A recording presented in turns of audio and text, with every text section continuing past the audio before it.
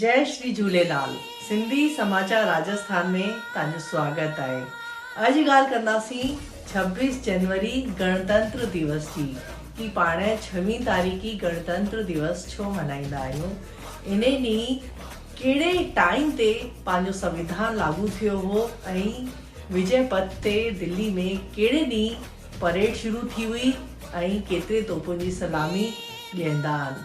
त अचो पाण गॾिजी चर्चा करूं।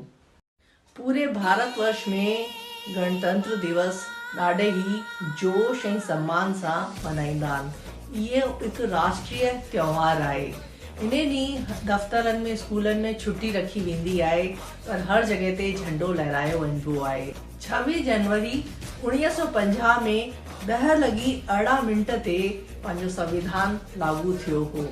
1955 में गणतंत्र दिवस राजपथ ते दिल्ली में पहली परेड शुरू थी हुई, जेकी अॼु तक दिल्ली में परेड थींदी ईंदी आहे।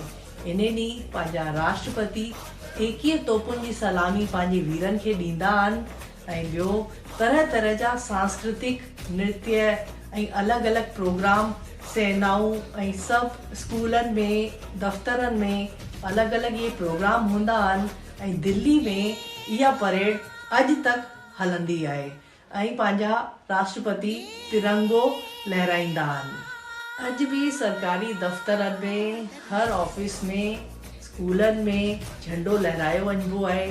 जॾहिं पाण नंढा हुआसीं त 2 लड्डू मिलंदा हुआ पाण खे स्कूल में कि असां अॼु वेंदासीं स्कूल, असांखे 2 लड्डू मिलंदा।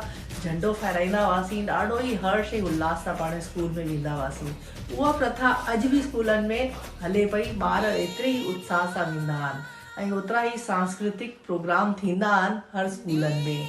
त चवंदा आहिनि कि गणतंत्र ही है हमारा संविधान, भारतीय होने का हमें है अभिमान।